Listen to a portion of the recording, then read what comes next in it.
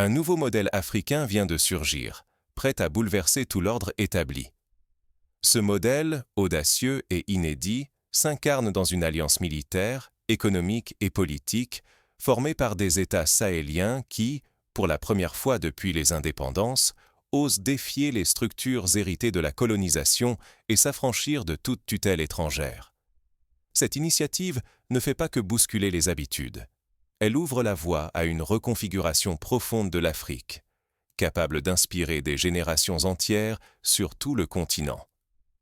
Imaginez une force militaire supranationale, forte de 5000 soldats venus du Mali, du Burkina Faso et du Niger, vient de s'installer au cœur du Sahel. Cette armée, dont l'effectif n'a rien d'anodin, représente plus qu'une simple addition de troupes.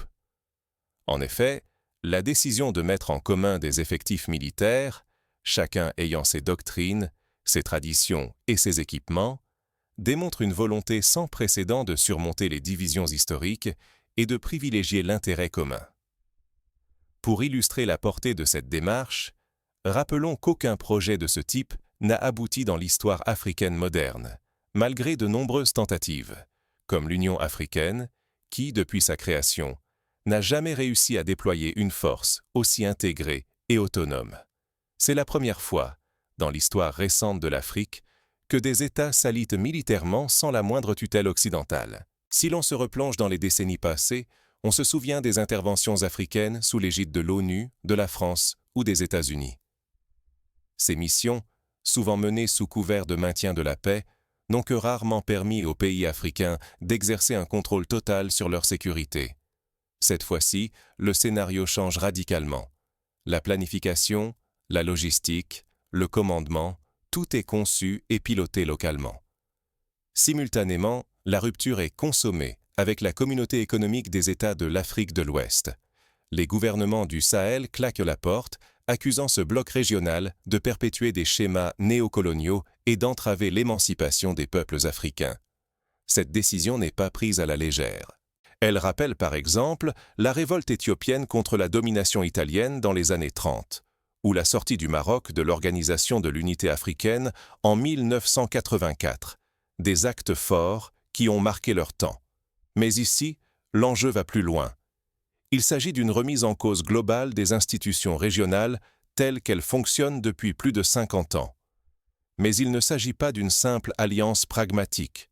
C'est l'acte fondateur d'une confédération africaine, portée par une vision autarcique, forgée dans les réalités du continent. Pour la première fois depuis les indépendances, une alternative crédible émerge face au modèle venu d'ailleurs. Ici, chaque décision, militaire, économique ou juridique, est pensée par et pour les Africains. Cette démarche rappelle la naissance de la Communauté européenne du charbon et de l'acier, qui a posé les bases de l'Union européenne moderne. Une intégration sectorielle, pensée pour répondre à des besoins concrets, et non à une idéologie importée. La nouvelle secoue tout le continent. Des scènes de liesse éclatent du Sénégal à l'Éthiopie, car le mouvement fait miroiter un avenir où l'Afrique saisit enfin son destin, loin de toute domination étrangère. Pour beaucoup, c'est une renaissance. Pour d'autres, une menace directe à l'ordre ancien. Au Bénin, par exemple, des étudiants défilent avec des pancartes proclamant « Afrique unie, Afrique forte ». Au Congo, des émissions de radio débattent chaque jour des retombées possibles d'un tel basculement. Le dilemme est tranchant. Soit l'Afrique s'approprie son avenir et ses ressources, soit elle demeure enchaînée à des influences étrangères qui l'ont si longtemps freinée. L'histoire regorge d'exemples où les nations, faute d'avoir pu contrôler leur destin, se sont retrouvées à la merci de puissances extérieures. L'Égypte, au XIXe siècle, a vu son économie asservie par le service de la dette et la mainmise britannique.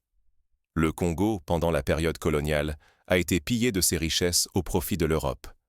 La rupture a été risquée, les adversaires nombreux. Pourtant, jamais l'espoir d'une Afrique unifiée, souveraine et respectée n'a semblé aussi proche. On se souvient du rêve de Kwame Nkrumah dans les années 60, qui imaginait une Afrique fédérée, capable de rivaliser avec les grandes puissances mondiales. Ce rêve, longtemps relégué au rang d'utopie, semble désormais à portée de main. Mais derrière l'euphorie, de nombreuses incertitudes persistent. Qui sont vraiment les architectes de cette alliance et jusqu'où peuvent-ils aller? Sont-ils capables de maintenir le cap face aux pressions économiques, politiques et militaires? L'histoire africaine a connu d'autres mouvements de libération, souvent freinés par des rivalités internes ou des interventions extérieures. La question reste ouverte. Cette fois, le Sahel saura-t-il éviter les écueils du passé? Pendant près d'un demi-siècle, le Sahel a vécu sous la tutelle d'intérêts étrangers. Pourtant, ce modèle, présenté comme une garantie de stabilité, s'est effondré. Que révèle vraiment cet échec? Est-ce la fin d'un système imposé ou l'aube d'une transformation profonde? Pour répondre, il faut se pencher sur les raisons de cet échec. Depuis les années 70, l'Afrique de l'Ouest s'est vue encadrée par des institutions régionales, conçues en grande partie par l'Occident. Sanctions, interventions militaires et mainmise sur le franc CFA. Autant de leviers qui ont enfermé la région dans une dépendance économique et politique. À la chute des dictatures, dans les années 90, on promettait une ère de prospérité, mais le poids des anciennes puissances restait omniprésent. Malgré ces dispositifs, les résultats ont été catastrophiques. Le Sahel est resté à la marge de la croissance mondiale, plongé dans une pauvreté chronique et privé d'investissements décisifs. Face à la menace terroriste, la réponse internationale s'est révélée désastreuse. Attaques toujours plus fréquentes, insécurité persistante, espoir de paix anéanti.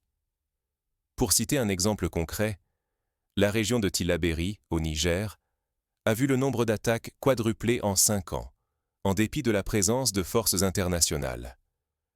L'an dernier, un coup d'État au Niger a déclenché une nouvelle tempête de sanctions. La CEDEAO a menacé d'intervenir militairement, fidèle à sa ligne dure. Mais cette fois, les peuples n'ont plus suivi. Dans les rues, la colère a grondé contre des décisions prises sans eux, loin de leur réalité quotidienne. Des marchés ont fermé, les prix des denrées ont flambé, et les familles ont souffert directement des sanctions imposées. Ce fossé entre dirigeants et populations a ouvert un boulevard à une alternative inattendue. Mali, Niger, Burkina Faso, 3 nations longtemps marginalisées, décident de rompre avec l'ancien ordre. Elles fondent l'Alliance des États du Sahel, affichant une volonté inédite d'autonomie et d'émancipation. À Bamako, le président de la transition martèle, « Nous ne voulons plus de solutions importées, mais des réponses enracinées dans nos réalités. » Aujourd'hui, un choix historique s'impose. Perpétuer un modèle synonyme d'instabilité et de pauvreté, ou s'engager sur une voie nouvelle, où les Africains reprennent la main sur leur avenir. Pour la première fois, le Sahel ose refuser le destin tracé pour lui et propose de bâtir une souveraineté authentique. Cette démarche rappelle l'exemple du Rwanda après le génocide, qui, en dépit des pressions, a choisi d'adopter une politique économique indépendante, axée sur la valorisation des capacités locales. Mais cette alliance peut-elle vraiment bouleverser l'équilibre régional et offrir une alternative crédible? Pour le comprendre, il faut explorer les ambitions et les défis qui l'animent. L'histoire regorge d'expériences similaires. L'ASEAN, en Asie du Sud-Est, a réussi à transformer la coopération régionale en moteur de développement, tout en préservant la souveraineté de ses membres. C'est une première depuis les indépendances. Une armée régionale africaine, sans aucun commandement étranger, prend forme sous les yeux du monde. L'Alliance des États du Sahel vient de franchir un seuil que beaucoup jugeaient hors d'atteinte. 5000 soldats, venus du Mali, du Niger et du Burkina Faso, combattent désormais côte à côte, sous un commandement unique, sans supervision de Paris, de Washington ou des Nations Unies. Ici, il ne s'agit plus seulement de chiffres ou de symboles. Des opérations transfrontalières coordonnées sont menées avec un partage d'intelligence inédit, une logistique commune, et une stratégie antiterroriste conçue par et pour les Sahéliens. Les premiers résultats se font sentir. Groupes armés dispersés, localités sécurisées, routes rouvertes entre les membres. Pour la première fois, les frontières cessent d'être des barrières pour devenir des axes d'action commune. Prenons le cas de la route Gao-Niamey. Autrefois coupée par l'insécurité, elle est désormais fréquentée quotidiennement par des commerçants et des familles. La rupture avec le passé est totale. Les conseillers militaires occidentaux ont été expulsés, les bases étrangères fermées, et les missions de maintien de la paix sous contrôle extérieur ont pris fin. Plus aucun général étranger ne dicte la marche à suivre. Les ordres partent seulement de Bamako, Niamey ou Ouagadougou, et la chaîne de commandement est intégralement africaine. C'est une affirmation de souveraineté, mais aussi un espoir de regagner la confiance de populations longtemps méfiantes envers les stratégies imposées de l'extérieur. L'intégration va plus loin que le militaire. Côté justice, les ministres des 3 pays ont établi un cadre commun. Extradition facilitée, coordination policière, normes juridiques partagées. Mais ici, pas question de copier les modèles occidentaux. L'approche s'appuie sur les réalités et les valeurs africaines. La coopération judiciaire vise non seulement le terrorisme, mais aussi la corruption et les réseaux criminels, avec des garanties ajustées à la région. Par exemple, un criminel recherché au Burkina Faso peut désormais être arrêté au Niger et extradé en moins d'1 semaine, grâce à une procédure simplifiée. Le soutien russe agit comme un catalyseur. Armement, formation, appui technique. Les partenaires russes offrent savoir-faire et équipement, mais n'imposent pas leur agenda politique. La coopération repose sur l'égalité, chaque camp gardant sa liberté de décision. Les premières opérations conjointes issues de ce modèle ont déjà permis de repousser des attaques et de neutraliser plusieurs chefs armés. Pour les officiers sahéliens, il s'agit d'un transfert de compétences, non d'une nouvelle dépendance. Ce modèle rappelle la coopération turco-azerbaïdjanaise lors du conflit du Haut-Karabakh, un partenariat technique sans domination politique. Ce qui distingue l'Alliance, c'est le rejet total de toute condition politique étrangère. Fini la logique de chantage à l'aide ou aux sanctions. Les États membres entendent désormais choisir leurs partenaires, définir leurs priorités et défendre leurs intérêts, sans permission extérieure. Mais cette liberté bouleverse les équilibres régionaux, et n'est pas sans danger. Tout revers pourrait rouvrir la voie aux ingérences et à la fragmentation du Sahel. On se souvient du sort du Soudan après la séparation du Sud.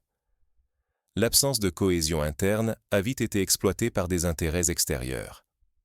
L'Afrique de l'Ouest n'avait jamais osé une telle rupture institutionnelle, militaire et stratégique. L'Alliance trace un chemin inédit qui, s'il aboutit, pourrait inspirer le continent tout entier. Cette révolution dépasse la sécurité.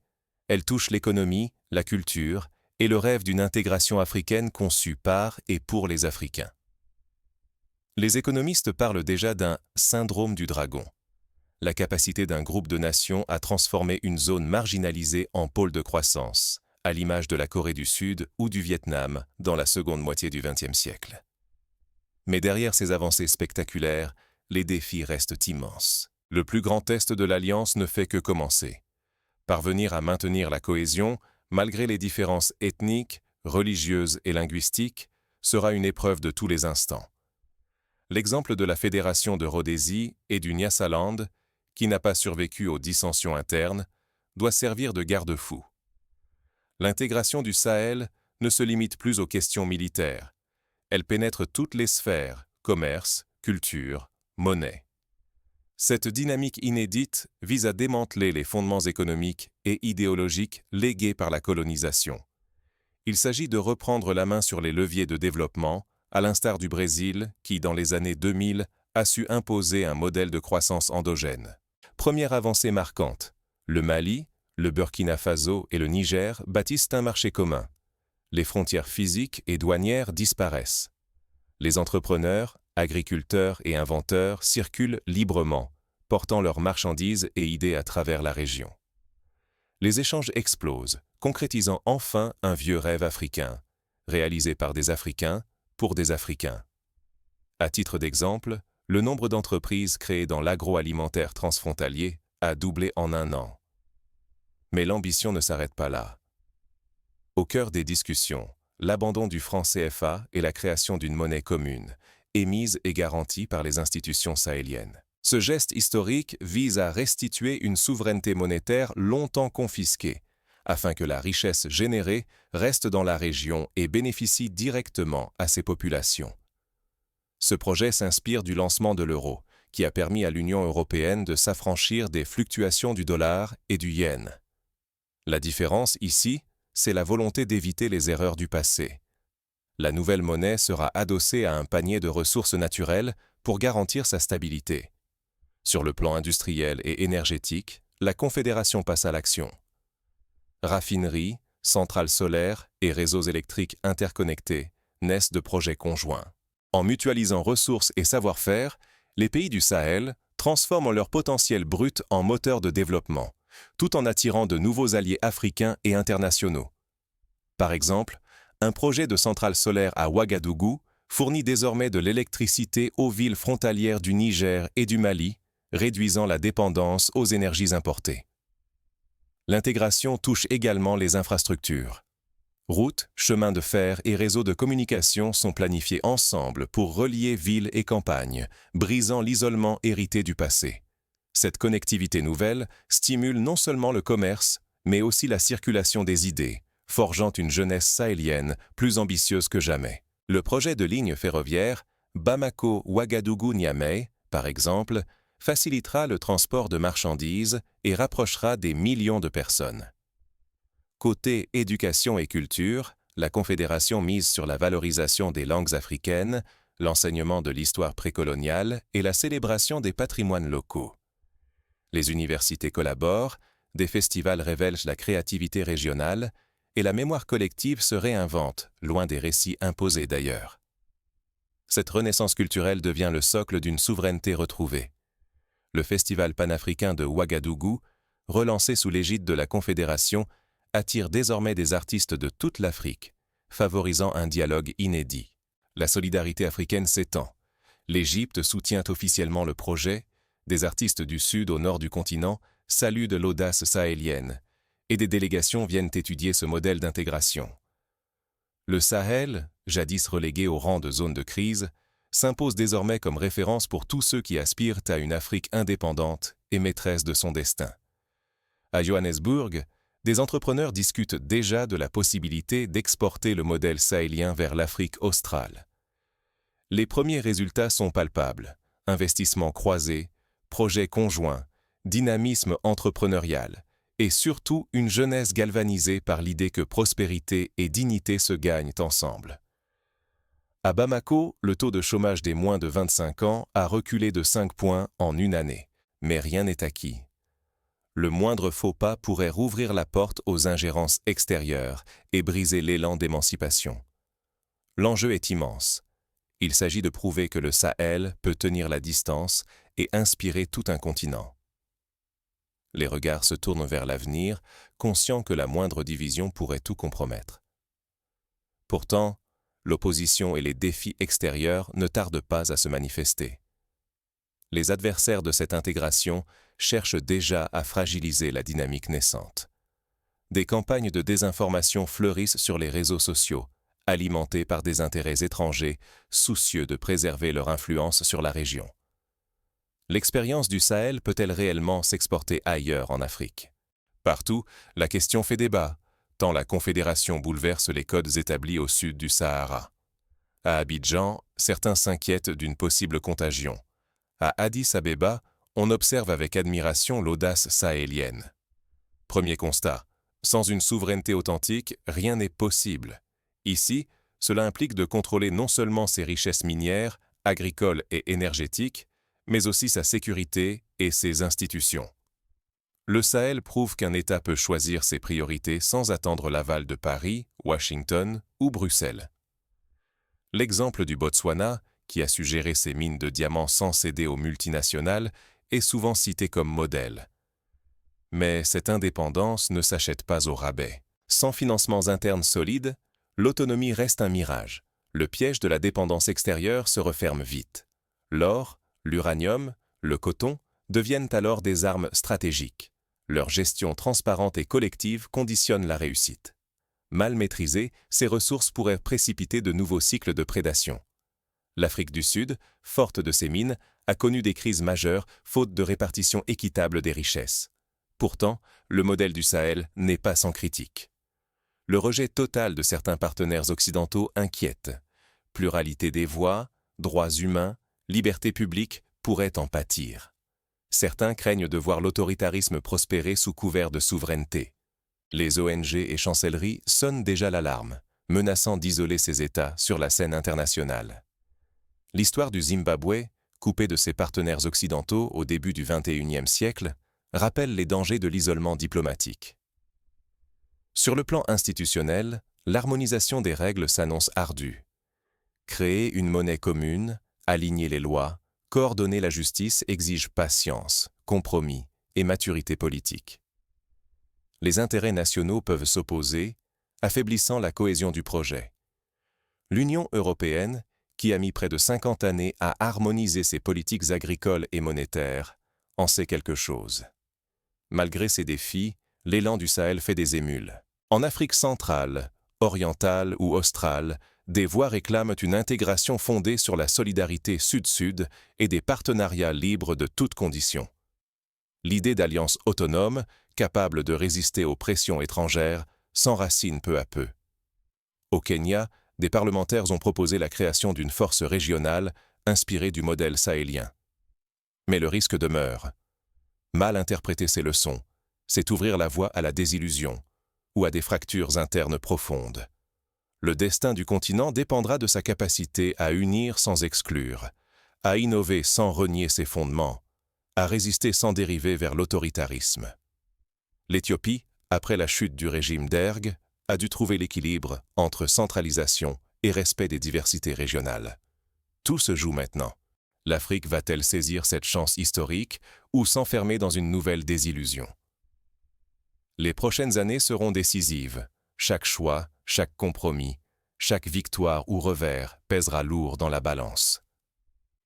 Mais pour comprendre la portée de ce basculement, il faut revenir aux origines de la dynamique sahélienne. Comment ce mouvement inédit est-il né et quels principes le distinguent fondamentalement? L'impulsion est venue de la base. Des mouvements citoyens, des syndicats, des associations de jeunes et de femmes ont réclamé une émancipation réelle. À Niamey, des centaines de collectifs ont organisé des forums pour discuter de la souveraineté monétaire et énergétique. L'Afrique confédérée n'est plus une utopie. C'est une chance réelle qui repose entre vos mains. Les exemples abondent, du Ghana qui a mené une révolution agricole, au Sénégal qui a modernisé son secteur des télécommunications en s'appuyant sur de jeunes entrepreneurs. Il s'agit maintenant de transformer ces réussites isolées en un modèle partagé et durable. L'Alliance des États du Sahel prouve que l'unité africaine n'est plus un simple rêve, ni une formule creuse agitée par le passé. Aujourd'hui, des peuples forgent un projet inédit, déterminés à ne plus laisser leur avenir se jouer ailleurs.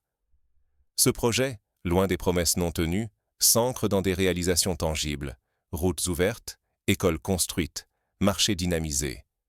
Pour la première fois depuis l'indépendance, des nations africaines se regroupent selon leur propre volonté.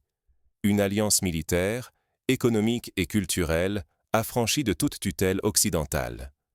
Elles posent un acte fort, rappelant que la souveraineté n'est pas un luxe, mais la condition pour avancer. Les constitutions nationales sont modifiées pour inscrire ce principe dans la loi fondamentale. L'enjeu est colossal. Soutenir ce modèle, c'est donner naissance à une Afrique vraiment maîtresse de ses ressources, de sa monnaie, de sa sécurité. C'est permettre au continent de s'imposer, de se faire entendre et de sortir enfin de l'ombre internationale. La croissance du PIB régional, attendue à plus de 6%, n'est qu'un début. La vraie victoire sera celle de la dignité retrouvée.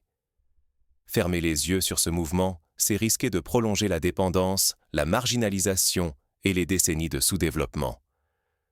Depuis plus de 50 années, ces freins ont ralenti la marche du continent.